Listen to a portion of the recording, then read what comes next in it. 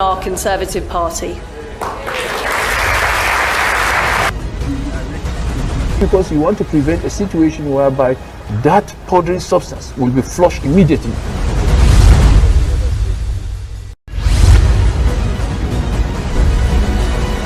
Tell you for a fact that this election is between. They sold form recently for 100 million. There's no meaningful development that can happen without peace, without us being united. All right, top of the morning to you. Thank you so much for joining us on another edition of Straight Talk, right here on Bright Television, the home of talk and entertainment. Don't forget that the program is basically designed to look into issues that affect Nigeria as a country and Nigerians as citizens. Welcome to the program. My name is Ayobami Adeyemo. Kindly follow us on all our social media platforms, Instagram, Facebook, and catch us live on YouTube. Make sure you get your TS TV decoder, channel 102 on TS TV Africa. Definitely, you get to watch us on 102. All right, let's get to those issues that affect Nigeria as a country and Nigerians as citizens. It's no more news that just less than 120 days to the general elections. Yes, for the presidency, the presidential elections, the campaigns are fast approaching and going on as different political parties are engaging voters in different platforms. But many persons have also called on issue-based conversation to see how we can actually gear the thought, we can direct the thoughts of voters towards making Nigeria a better nation. And of course, their manifesto is critical at this point in time. Well, looking at the general election, just in an interview with some television stations and of course on a program, a political educationist and of course political economist, talking about Professor Pat Otome. He says that the Independent National Electoral Commission has not done enough and they need to step up in its efforts on voter registration and the issue of BVCs. I talked about these and has mentioned that the fact remains that the voter registration is continuous, and I think that the INEC, that is the body responsible for this, should do enough to see how voters can be registered. So far it is a continuous process. Well, talking about elections again, yesterday a talk of the town, that is the presidential town hall meeting, which engaged some major key players for these general elections, especially the presidential elections. Candidates from the Labour Party, NNPP, the People's Democratic Party was represented by the running mate, and of course the PRP candidate, talking about the son to the late legend Kola Abiola, of course the son to the late legend MKO Moshood Kashimawo Abiola, was also on the platform to talk about their manifestos and plans for a great country, Nigeria. We cross to that side to see a few clips of what happened during the town hall. When we return, we'll be looking at many other issues. Don't forget that this is Straight Talk right here on Bright Television, the home of talk and entertainment. Let's look at some few clips, I beg your pardon, of what happened yesterday night. We'll be back. Dr. Rabiu Musa Kwangwanso to take the floor. You have 5 minutes, sir.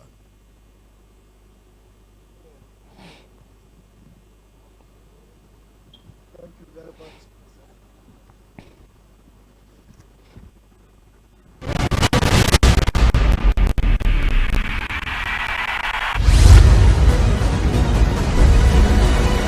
Tell you for a fact that this election is between. They sold form recently for 100 million. There's no meaningful development that can happen without peace, without us being united.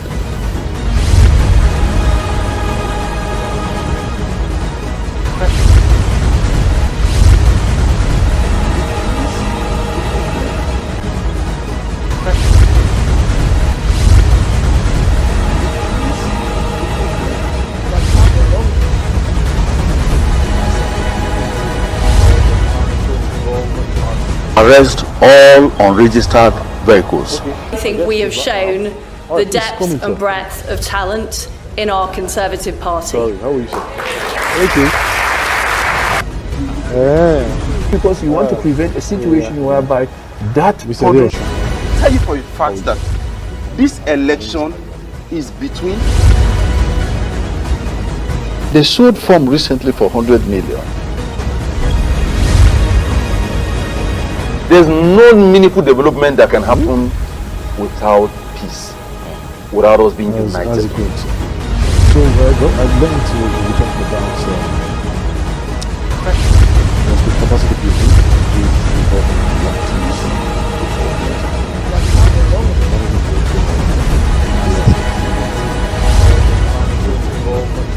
Arrest all unregistered vehicles. I think we have shown the depth and breadth of talent in our Conservative Party. because you want to prevent a situation whereby that powdery substance will be flushed immediately. 120 naira. Dollar is approaching 150 for today. Tell you for a fact that this election Let's is see what between. They sold form recently for 100 million. There's no meaningful development that can happen without peace, without us being united.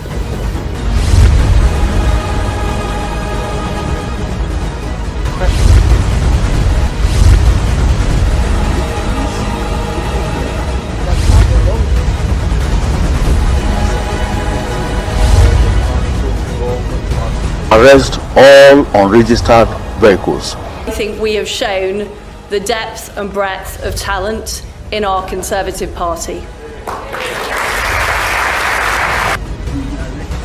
Because you want to prevent a situation whereby that powdery substance will be flushed immediately.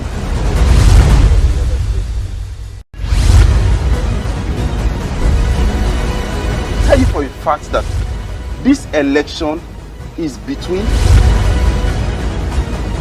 They sold form recently for 100 million. There's no meaningful development that can happen without peace, without us being united.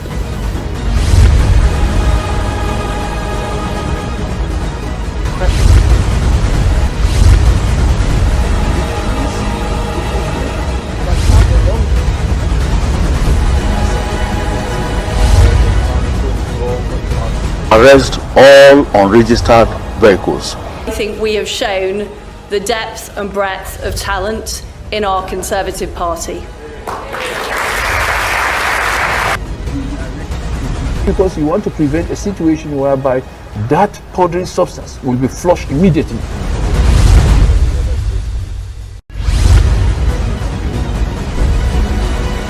Tell you for a fact that this election is between. They sold form recently for 100 million. There's no meaningful development that can happen without peace, without us being united.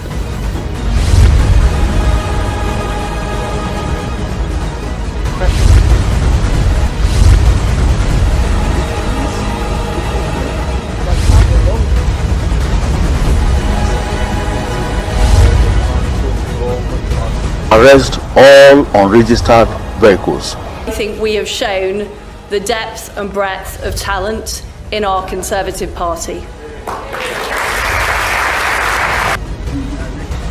Because you want to prevent a situation whereby that powdery substance will be flushed immediately. Distinguished ladies and gentlemen,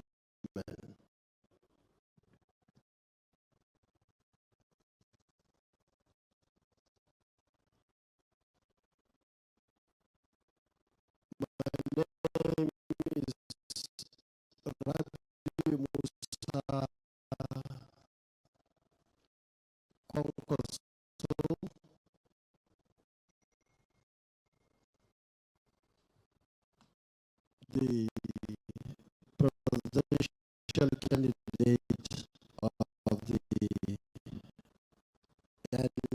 NNPP. me take this opportunity, this 5 minutes, to introduce myself to you.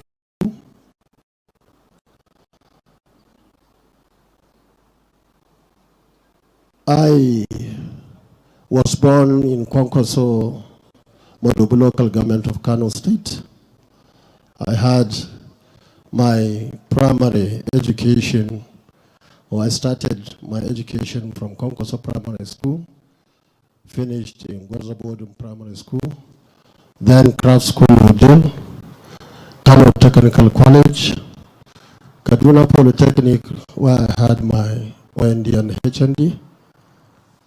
Then in 1981, when I finished my service, I left this country for the UK, where I attended various courses in various institutions and universities. I was in Middlesex Polytechnic. I was in Loughborough University of Science and Technology. I was in Nottingham University, where I had my master's. And after my technical education, I joined RECA. I started in 1975. I rose from an artisan, craftsman, technical officer, then engineer, and I left service in 1991 as a principal water engineer.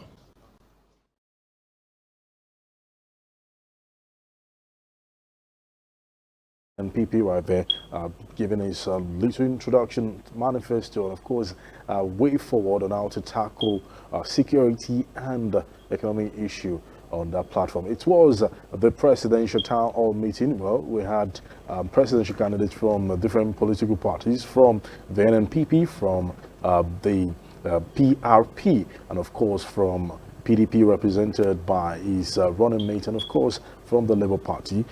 All were there to talk about it. Joining me on the program today to look at serious issues and issues that affect Nigeria as a country and Nigerians as citizens. He's a concerned Nigerian, a youth ambassador, and of course a patriotic Nigerian who has always been advocating for great capacity building and of course peaceful coexistence in our country. Nigeria. He's also the managing director of ASQ Group. I'm talking about Samson Adeosun. Thank you so much for joining us on the program, Samson. Good morning, thank you. All right, let's look at yesterday. Let me kick off from there. We just saw a footage of the presidential candidate of NNPP, Senator Rabi Kwankwaso, talking about security issues, the economy, and of course how to tackle the challenges we face in Nigeria. Yes. Truly, you and I, we definitely agree that we have challenges. Yes. 2023 is a year we can never miss as a country. Yes. What do you think will be the way forward? Thank you for having me, for starters. Security issue, a good example, I only just came in a few days ago from UK.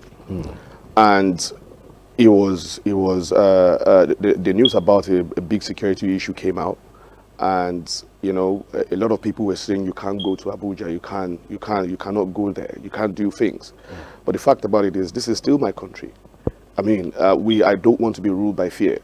And I think it's not about the problems, it's about finding solutions to what are going on. And I believe the way to do this is for government to realize that the youth need to be integrated. I've said this time and time again. I mean, when it comes to security issues, a good example, you know, the new rail lines. We've got issues with monitoring these rail lines. And the government could easily use the you know, local youth with very, very good training, intelligence training, security training, and arming them or supplying them with smart tools. I'm not talking about guns, I'm talking about likes of drones, and mobility, where they can move around and monitor these lines. And while they are monitoring these lines, if they see any suspicious activity, the government should set this youth up with, you know, security agencies like the Nigerian police, like the DSS, and so that this youth can give quick information and people can act before these rail lines are vandalized. Apart from that, you see, the idle hand is a devil's workshop. If our youth are not engaged, I mean, I'll give you a good example. When it comes to sports, we have not done enough as a country to engage our youth. It is what I believe that if we provide infrastructures and provide our youth with ways where they can get engaged, ways where they can get busy, it would help our security situation. I mean, our country is driven by, you know, a lot of people who are thinking individually rather than collectively. The moment we start thinking collectively as a nation, the moment we start working together, you will see that our security situation will get better and better. This used to be the same country that I grew in, where there was no problem with security. All of a sudden, we are having all these issues. I believe that when the government integrates the youth, it would work. Well, indeed, you know, you mentioned a lot of things. Talking about security and involving the Nigerian youth in tackling insecurity challenges that we have in our country. Well, is it a big deal to do that? Many persons have said, in fact, in the Constitution, we all do know that securing lives and property of citizens is paramount. It's the first assignment of any government. Yes. But as we speak right now, security is not that cheap. It's expensive. Yes. When you're looking at sophisticated equipment, weapons, drones, like you already mentioned, and of course monitoring of our facilities, our infrastructure structures here and there, it is expensive. Yes. Do you think Nigeria is doing well with all the security money allocations that we push to different states? Are we doing well with what we have in our coffers? Well, I'll say to you, I believe in Nigerian security system. I believe that if we want to the word is security vote, I beg your pardon. Yes, I believe that if we really want to get the situation solved, it's possible. It's just for us to come about, sit down and get it right. I believe that the government is still allocating some amount to security. If not, it would have been a whole lot worse than this. But I think we might all be looking in the wrong direction. To fix our security situation, first we need to fix our economy. The reason why we have a lot of these security issues is simply because the economy is not there. I mean, people are starving. People don't have jobs. We have a lot of youth who are unemployed. And once we start creating ways where people can get employment, ways where people can produce things themselves, it would take them away from all these troubles. People that are making trouble would not have time to make trouble. I mean, these security issues, the security issues we have is caused by Nigerians as well. And this is because there is general unrest. People want the government to stand up and start doing things the way it's meant to be done. And this is the reason. I believe that to fix our security issues, we need to look at our economy and make sure that our economy is working. Where we are lacking, we need to bring the youth up to speed. I'm talking about, there's a whole lot. You're talking about China in the 80s. In the 80s, I knew Chinese product from when I was born. And look at China now. It used to be Chinese product, but now they're bigger conglomerate than anybody else in the world. And if we start, involving our youth, training the youth especially vocational training. This is what we've been allowed in over a period of time. We've had so many programs, Ministry of Foreign Affairs, so many programs here in Abuja talking about these vocational trainings. We've got some government parastatals who are ready to start working with likes of us because we've been doing this in Europe. And we can see how much this has helped their economy. In fact, likes of the British government, they put £2 billion on apprenticeship. They are not stupid. They know. And at the end of the day, they've opened doors for our youth to come in. So it's still the same youth that would probably cause trouble, but they will bring them over, train them, give them a way of life or living, and you will see that these people will start behaving better because there's a system there.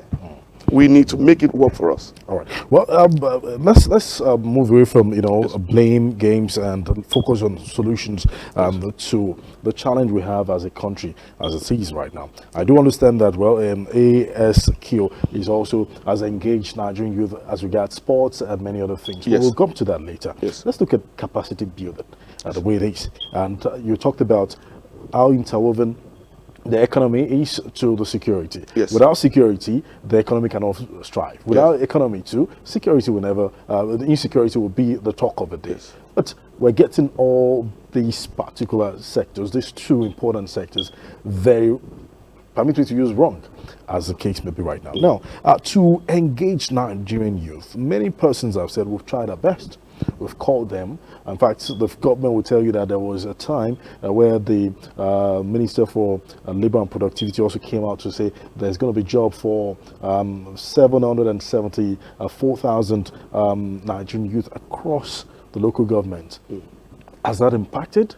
Many individuals have also come out to say, okay, we want to do skill acquisition programs and all those things. Has that actually impacted in these people?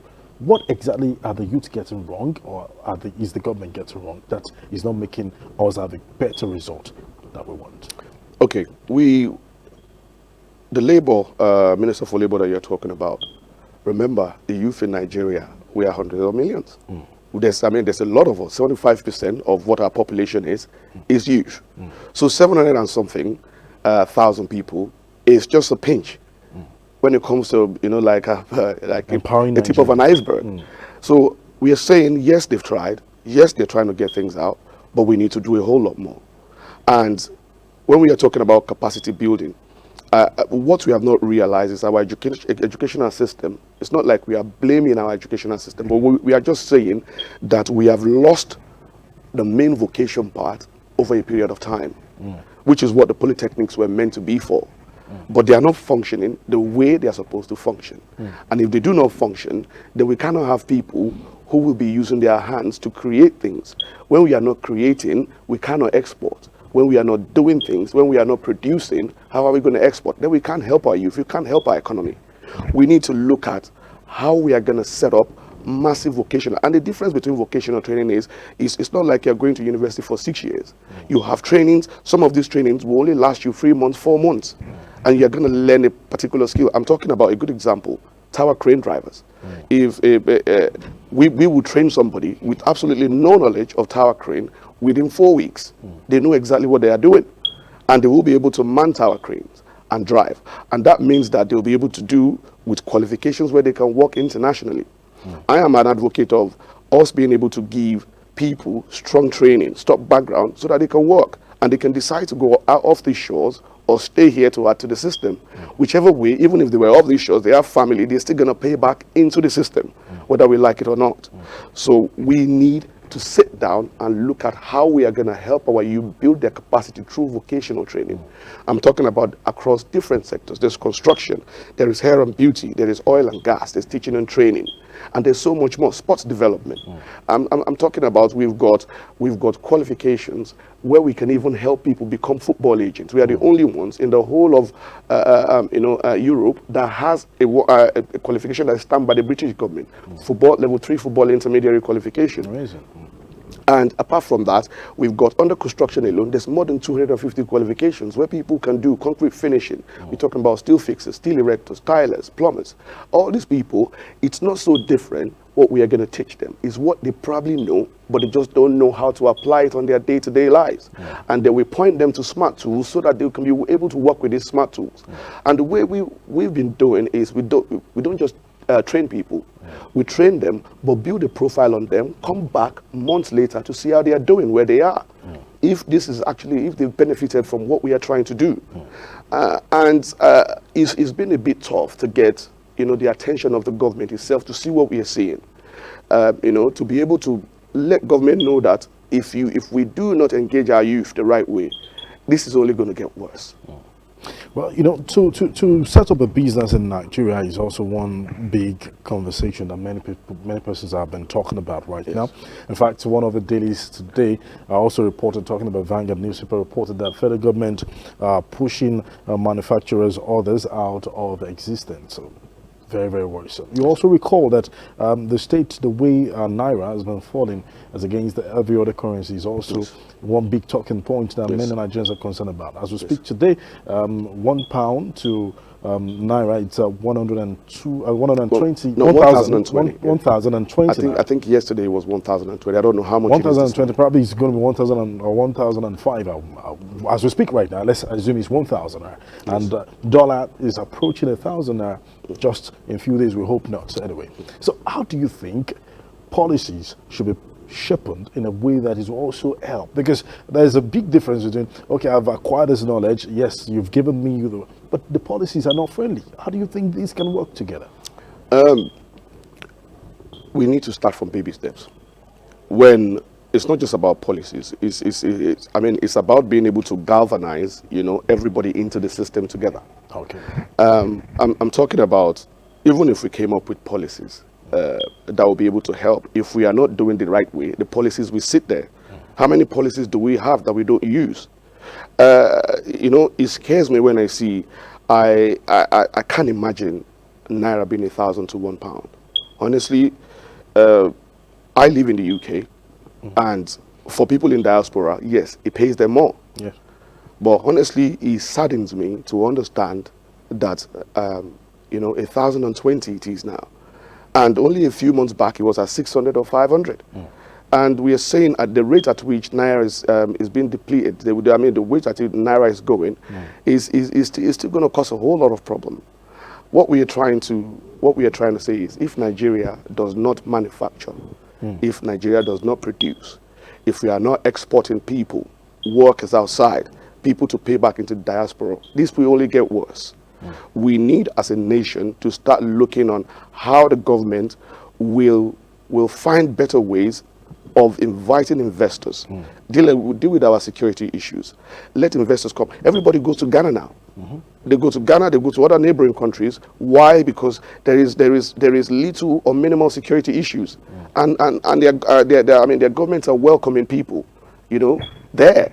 I'm talking about bigger conglomerates like of Google and all that. All these people, they want to go there.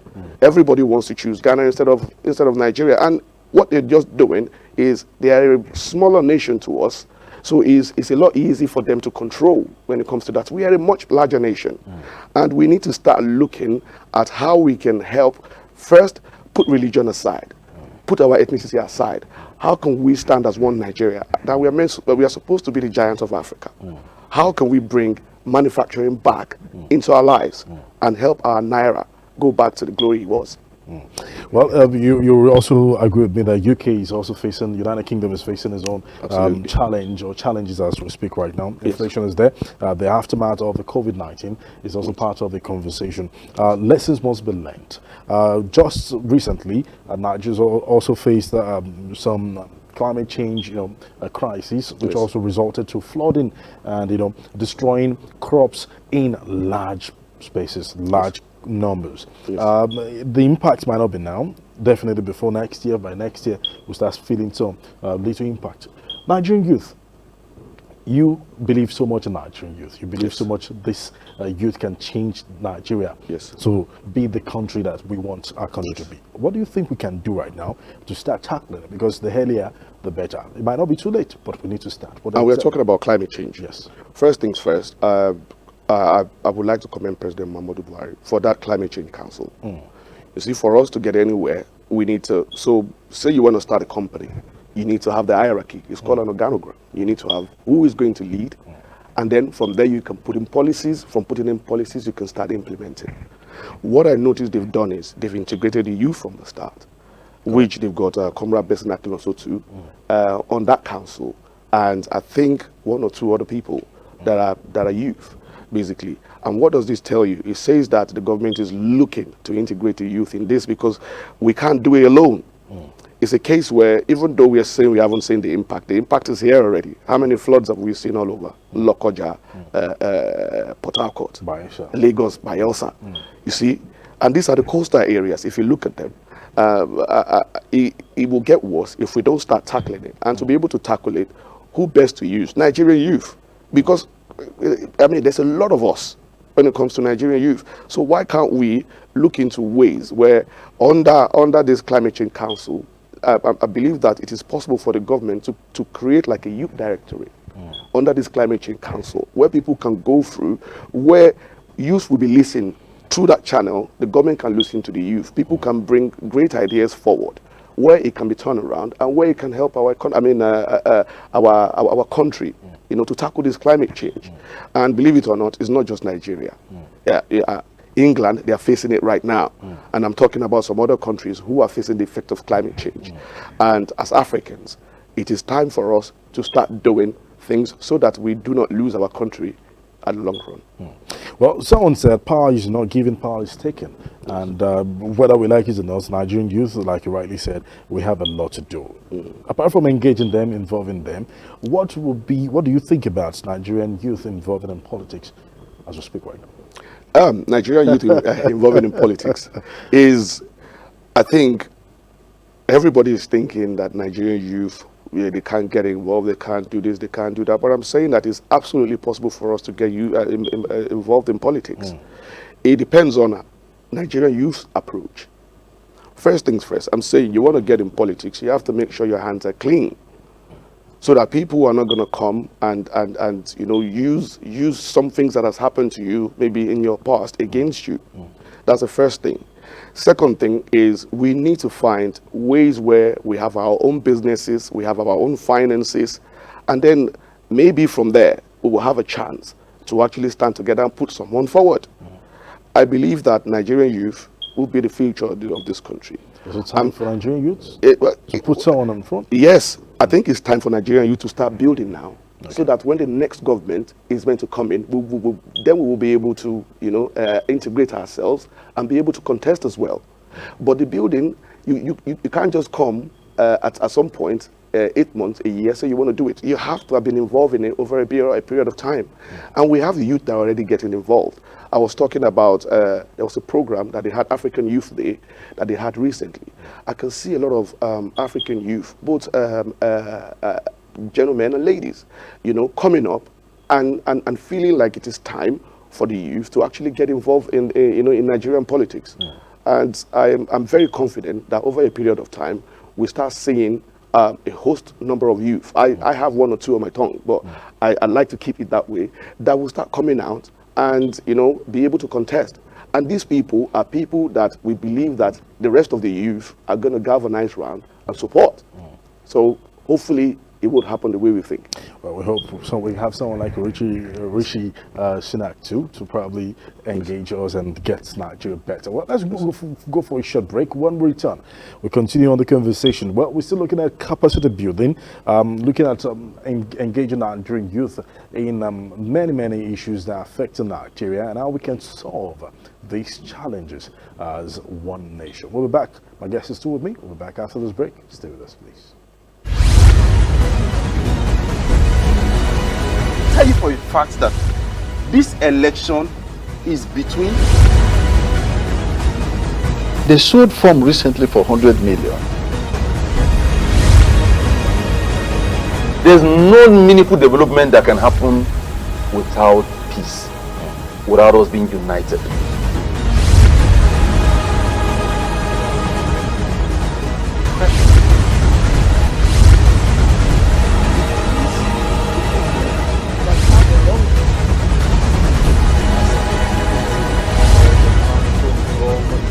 Arrest all unregistered vehicles. I think we have shown the depth and breadth of talent in our Conservative Party. Because you want to prevent a situation whereby that powdery substance will be flushed immediately.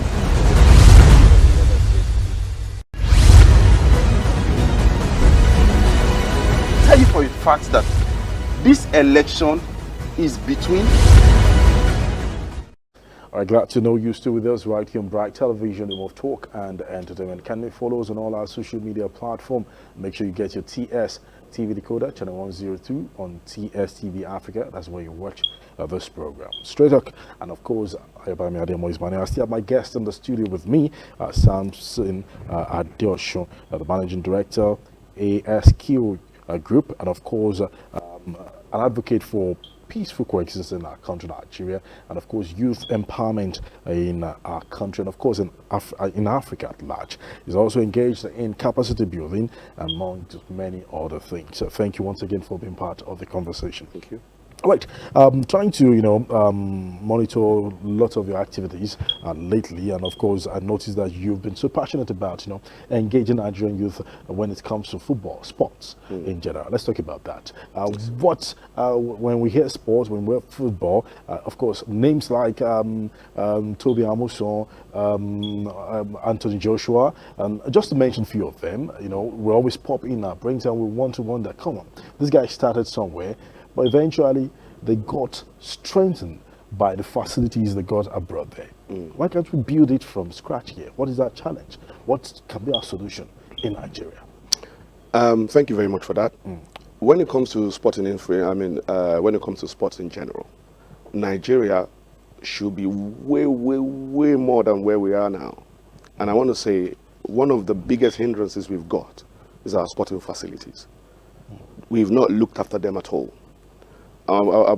We've got our national stadium there in Abuja, which is little or no function at all. It was actually restructured. Yes. And eventually was vandalized. Yes, but how many tournaments have we really held there? Apart from that, South Africa has 16 stadia, massive one like that. And then they have, I think, about another 25 to 40 that are smaller stadium. That is why they were the ones that were allowed to host the World Cup. When was the last time Nigeria held any sort of tournament or sporting activity on their own?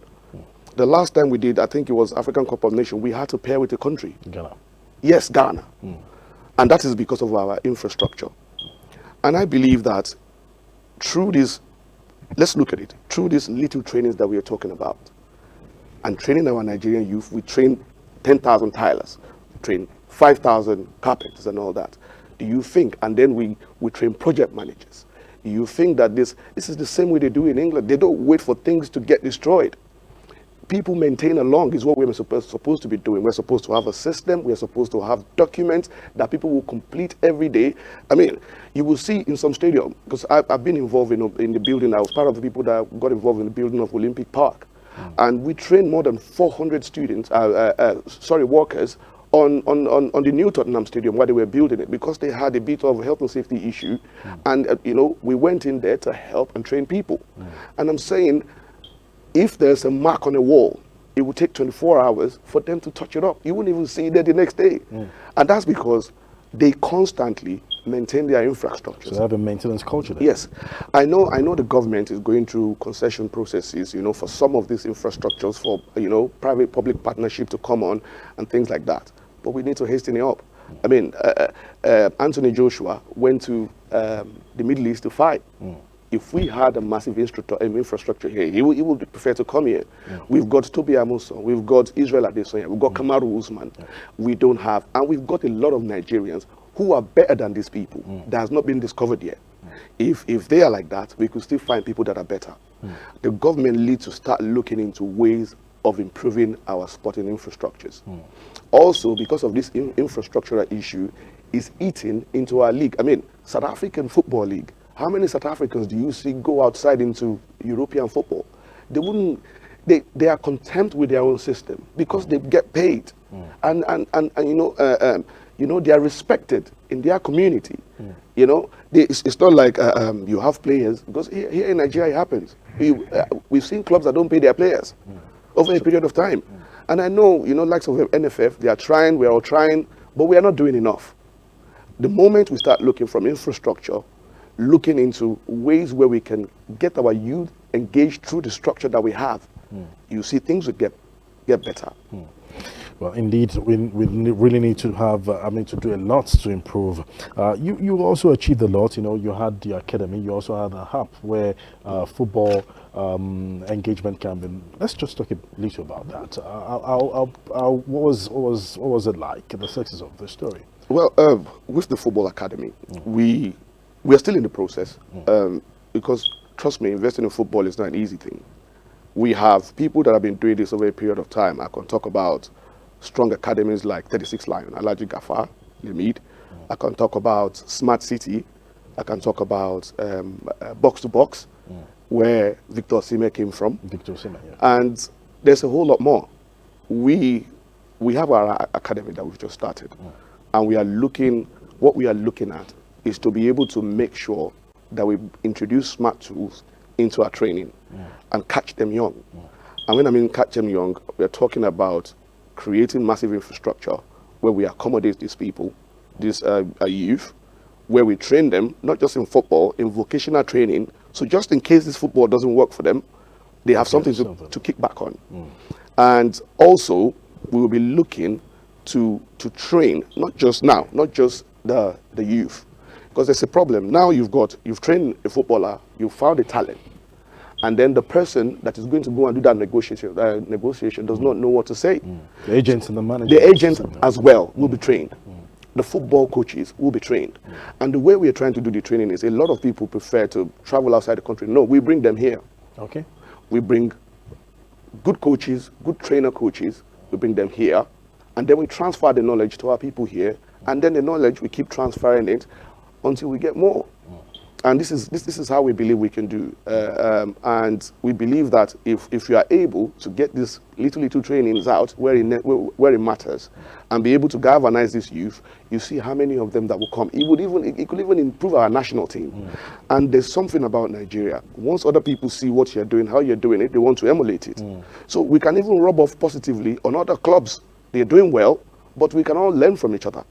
And without being able to, find ways to invest in this youth this way, we find things difficult. Well, investment is one critical thing too, definitely. But while talking about, let's mention football. You talked about the agents, the management team. You talked about the player themselves and many other things. What about the referees? If I'm wrong, correct me if I'm wrong. I think we don't even have a Nigerian referee that's referees are not excluded. It's what I'm saying. They're not excluded? No, they're not excluded from these trainings we are talking about. I mean, we are going to have our own referees. We are going to have people where, when they train, we can push them to the global stage. Exactly. Give them international level training. They're going to be on the same par with their international counterparts. We should have referees that are like Taylor in the Premier League. Exactly. And they're not doing anything different. They just know they've been trained, and they're carrying out exactly what their training is taught them over a period of time. And then with experience, and they're not compromised. They're not compromised. Exactly. So it's a case where we have to imbibe some sort of discipline into our referees, because it's all start from there.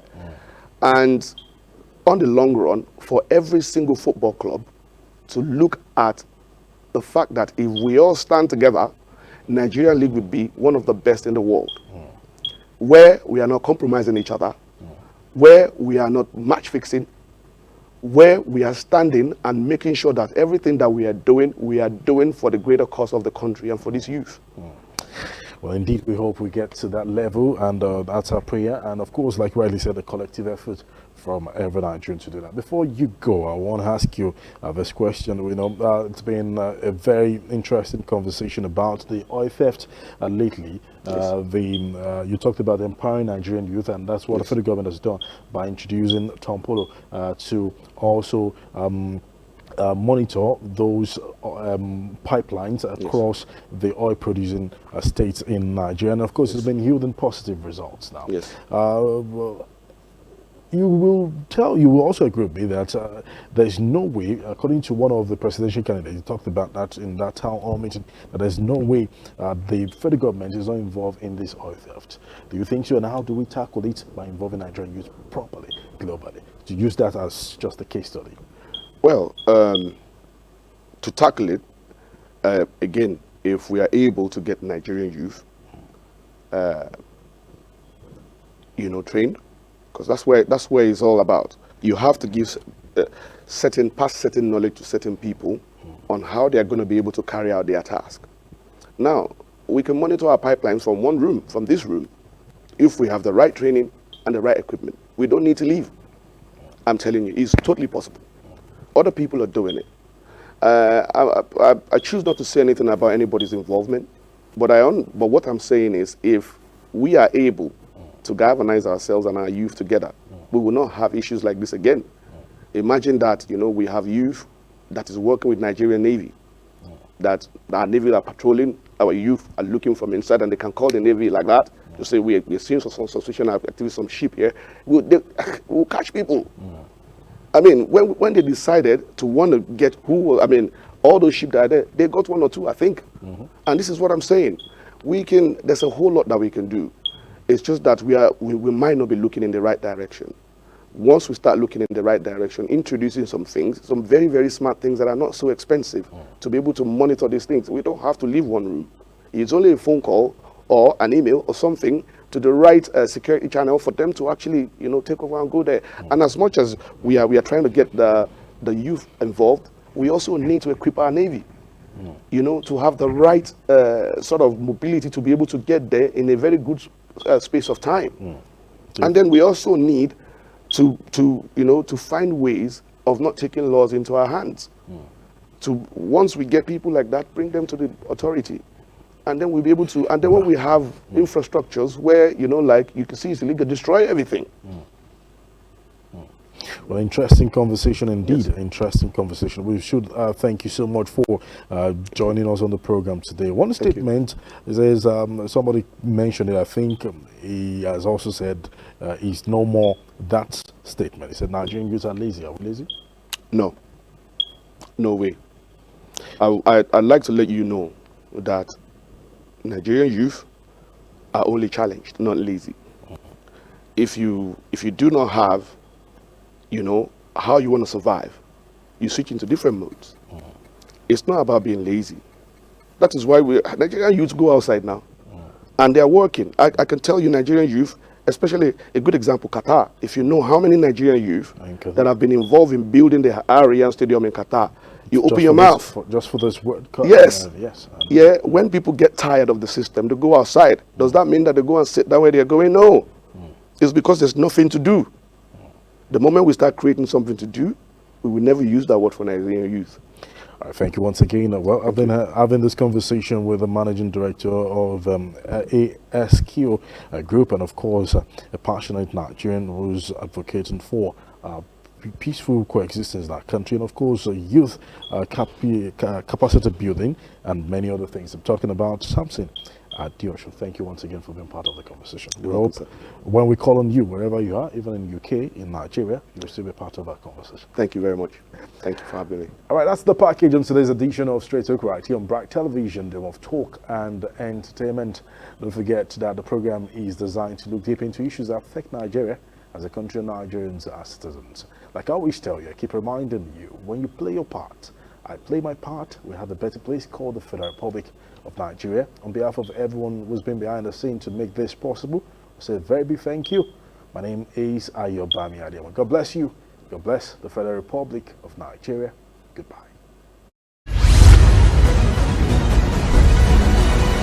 Tell you for a fact that this election is between. They sold form recently for 100 million.